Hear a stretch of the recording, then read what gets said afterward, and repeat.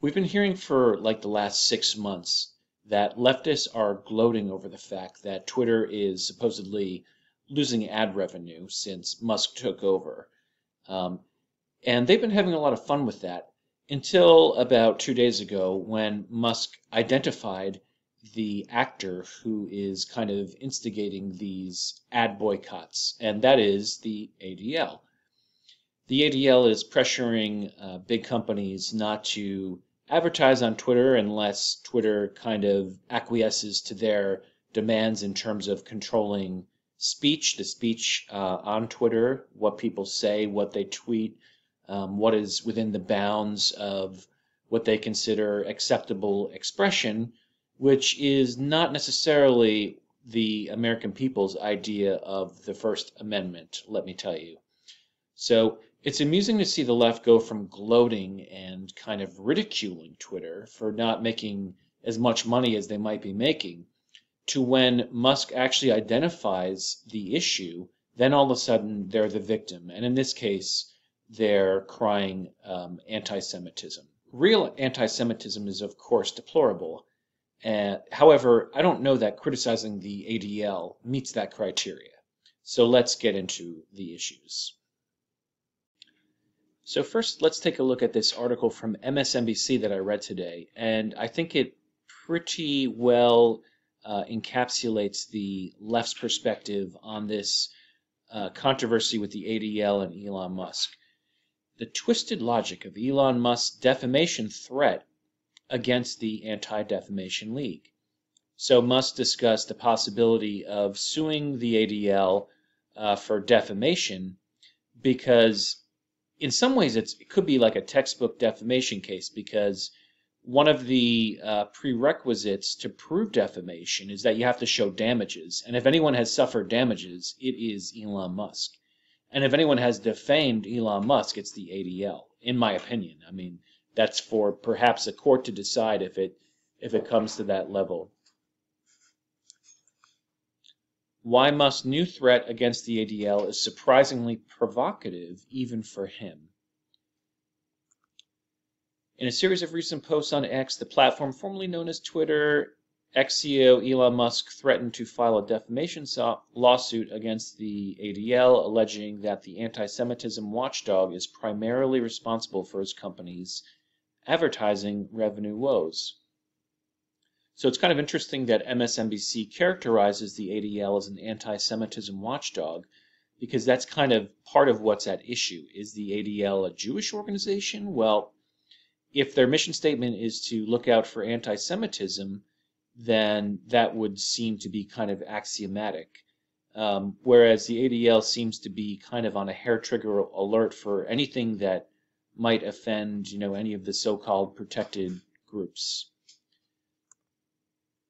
So MSNBC says, if Musk really were to follow through on this threat, it's difficult to see how his legal argument could be defensible.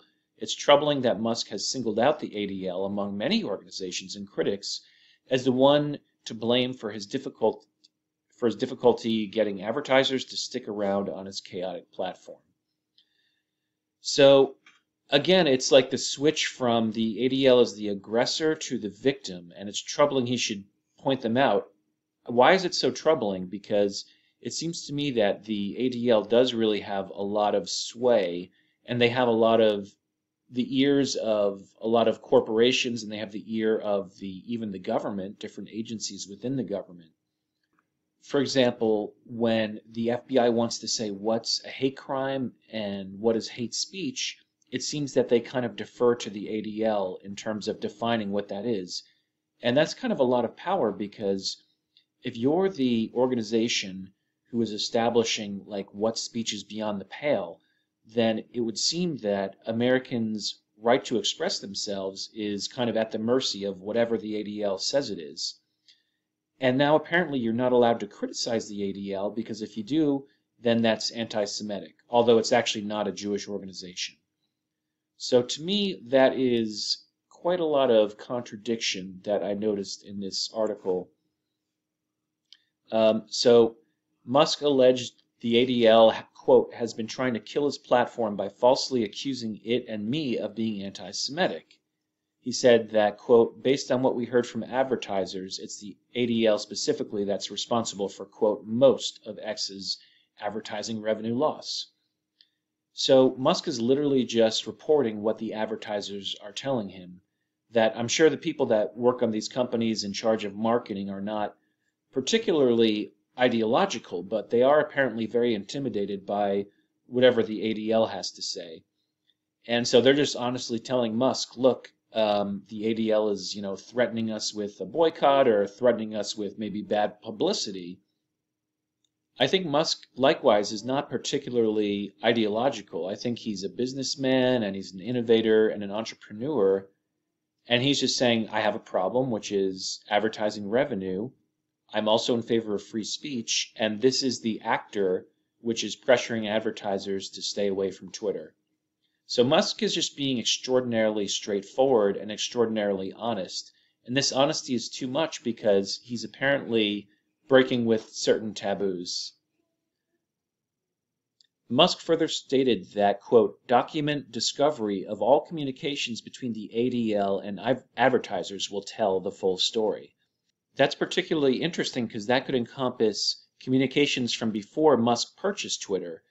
And when, Jack Dorsey was in charge, I imagine that the ADL was kind of working hand in glove with Twitter because they were on the same page.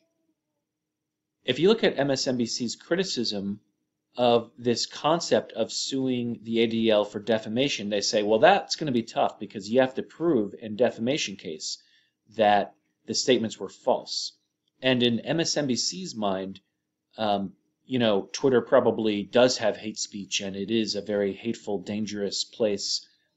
And it's like, that's because from their perspective, they only want like leftist ideas out there.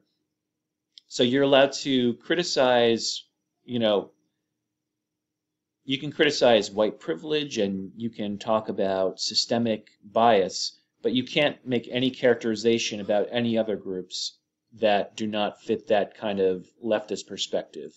This MSNBC article is by a guy called Zashim Aleem. I'm not really familiar with him.